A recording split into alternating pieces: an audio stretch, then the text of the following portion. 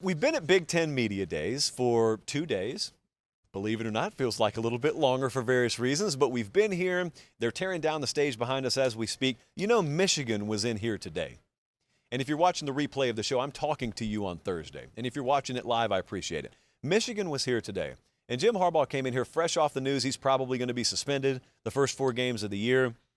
Here's what I'll say about the NCAA stuff, because it's already old news. A lot of you came at me and said, how in the world is he being suspended 4 games for the equivalent of buying a kid a hamburger? I am with you. We can go on a torch and pitchfork quest against the NCAA tomorrow, and I would lock arms with you. Just don't be disingenuous about this. He got in trouble because he lied to him, not because of the offense. The offense would have garnered him a 0-game suspension. It was the lying. Now, he probably viewed it as a matter of principle and also probably didn't want to run the risk of the NCAA dropping an atomic bomb on his program for the equivalent of flicking someone on the ear, which they've been known to do in the past. So I'm not even saying I blame him. They're not going to lose a game because of it. They play glorified high school teams to start the season. They'll be fine.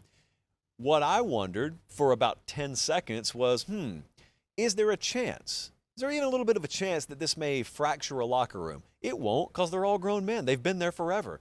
He's been building this year's version of Michigan, and some of those kids have been playing high-level football for now 3 years in a row. If anything, and I can't prove this, I can't quantify this, but if anything, I think there may be a time in November where we're watching Michigan, hopefully hit their stride. I think we'll be saying, wow, you remember that off-the-field stuff with Harbaugh? Remember that NCAA suspension? It feels like it kind of galvanized them. That's what happens to a veteran team. They're very careful to call it a player-led team. The best ones I'm around always are. And so I don't doubt that. I'll tell you what stands out to me. Now, imagine saying this to yourself, 36 months ago. Imagine saying Michigan came to Big Ten Media Days, and it almost seemed like Ohio State was an afterthought. The Big Ten Championship almost felt like an afterthought. It's the college football playoff and the national championship, because those are the only 2 hurdles that they have not cleared. I'm not telling you they're overlooking Ohio State. I'm not saying anything like that. I'm saying us being around those players and kind of getting a vibe from that program, they don't take it for granted, but they feel like they've got a chokehold on that rivalry right now. They feel like they got Ohio State's number right now. And so they're looking and saying, hey, we got bigger fish to fry. And look, they're free to feel that way. They have every reason to feel that way. Now, what about Ohio State? We had Ryan Day yesterday, sat down with him. That is on the YouTube channel if you want to watch it. Really good conversation with him. Talked to him before that as well. He is brutally honest about the job he has, about the fact that you can't go 45-6 and just expect all your problems to disappear if some of those half-dozen losses are, 2 of them to Michigan and then losing college football playoff games. Is it an unfair standard? Well, if he says no, I would say no. It's a little warped. It's a little myopic, but that's okay. That's how I feel about the sport. I'm a little warped on it sometimes. I'm a little myopic. The fact is, Ohio State has better resources and an advantage over 98% of the sport. There should be disproportionately high expectations there. The head coach there does not run from it. He embraces it. And when I say he shrugs it off, I don't mean he's nonchalant about it. I mean he shrugs it off as if to say, that's my job, man. Those are the exact words he said to me before we started recording yesterday. So again, that interview is on the YouTube channel. But the other part of that is, I assume Kyle McCord will be their starting quarterback. I think what's interesting is watching the rest of that team sort of rise to whatever level they're going to rise to. Because as much as people are talking about that quarterback position, talking to Ohio State folks, they're excited about their defense. They've been building towards this for a couple of years, and Jim Knowles has come in, and now he's not a rookie there. Like, it's not his first go-around. So it's going to have his thumbprint on it. Whatever their defense is, it'll have his thumbprint on it. Ultra excited to see whoever that quarterback is. Ultra excited to see that. They felt unlike any team I spoke to except Alabama. Alabama and Ohio State, for obvious reasons, have felt different being around the teams at the media days than any other team in the country. And it's because they have insanely high standards. It's because they lost to their biggest rivals last year. Alabama didn't get a chance to play against Georgia, but Georgia has won 2 titles in a row. Ohio State has played and lost 2 years in a row to Michigan. They feel like they took about a 5-minute break from military training to come to media days. and look at you in the eye and not smile and then go right back to business, and they'll break camp in a couple of weeks. We got to talk to Wisconsin and Nebraska today, and I've spoken about this with you guys a few times. I think it bears repeating. Like, if you're not a Big Ten fan, but you're a college football fan, and you just wish there were more good games on, part of your problem is the second and third tier of the Big Ten has not been as watchable as it should be. For a conference as good as the Big Ten is, you get past Ohio State, you get past Michigan, you get past Penn State, and it's a crapshoot how good Purdue versus Wisconsin's going to be any given year. And there's really no excuse for that. I felt that way for a few years. I think a lot of folks around the Big Ten do now. And if I were to talk to you this time last year and I said Nebraska's going to come open, Wisconsin's going to come open, you would have been probably really surprised at Wisconsin. But then if I were to have told you Nebraska's going to get Matt Rule and Wisconsin's going to get Luke Fickell, to me that's the biggest upset, because folks thought Fickell was going to either wait for Ohio State or like take an NFL job. He goes to Wisconsin, and I talked to him today, and he laid out the exact reasons why. That video, again, will be on the YouTube channel later.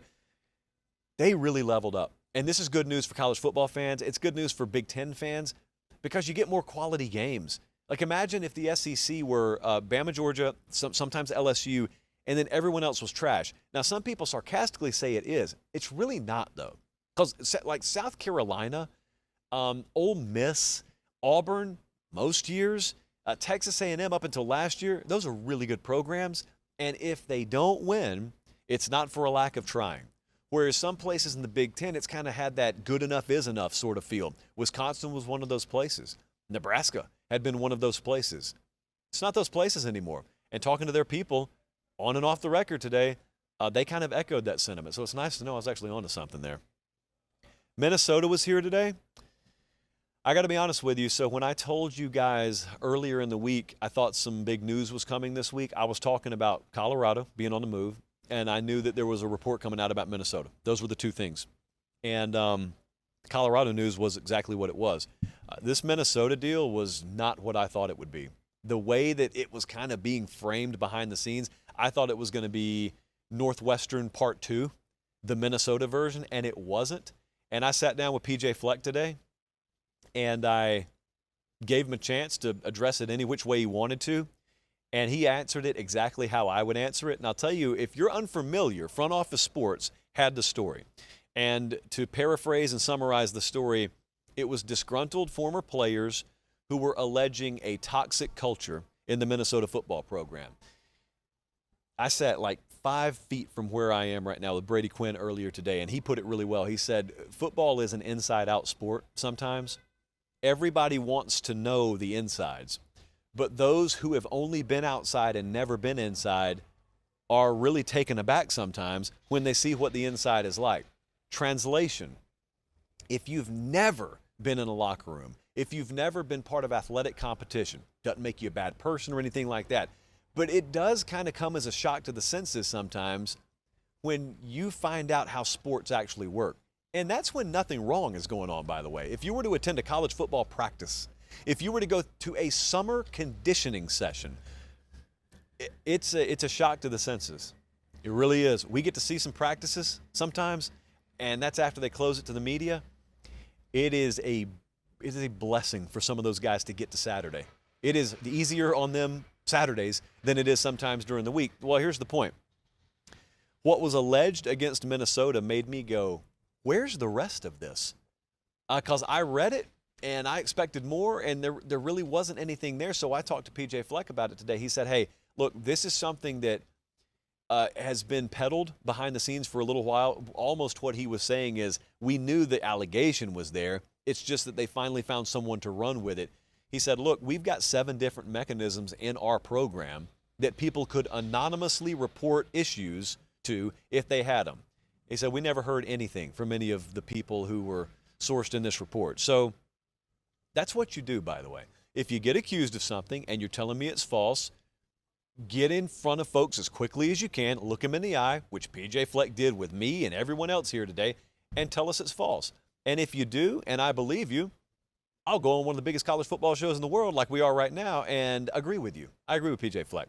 I thought they handled themselves very well. I also thought it did them a big PR favor that that story came out, and then the whole Colorado thing blew up. So My sense, and you can tell me if I'm wrong because I've kind of been barricaded in here in Indianapolis, my sense is that that was in the headlines for about 6 hours, and now everyone's forgotten about it.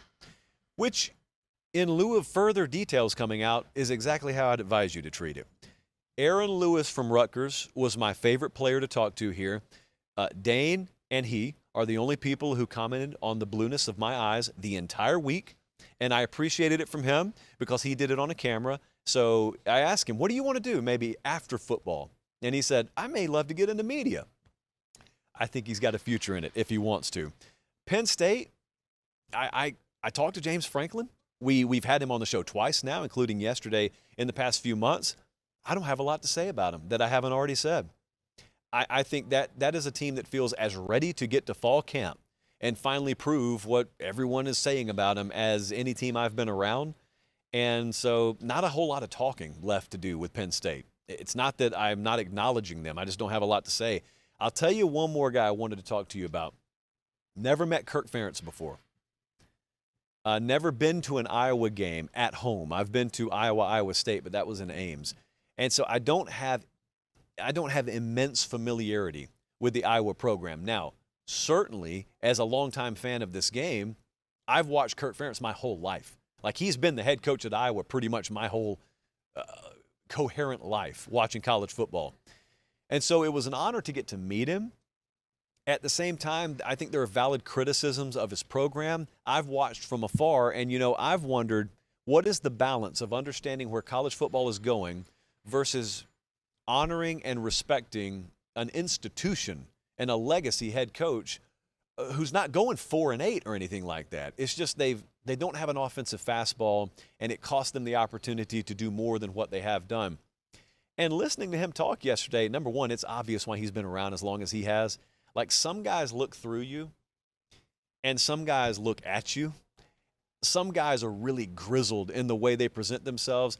Some guys you could never knock off the balls of their feet. You would never get Kirk Ferentz on his heels. Doesn't mean he's right on everything, but it's just there's a steadfastness, there's a belief in what he's doing. It bleeds through so quickly when you're talking to him face to face. He talked about the specifics of how they have to upgrade offensively. He talked about not limitations, because that's not the word he used, but there's a different kind of personnel they use there. So you're not going to see much 5 wide from Iowa, but doing it the Iowa way. There's a way to bleed more than 23, 24 points per game out of that offense. So it's been a really fun week here. Big Ten Media Days, the first one I ever attended, and probably not my last. I'm told that this company, whose mic flag I'm holding, has signed a pretty significant deal with this conference. So I don't doubt that we'll be here several years to come.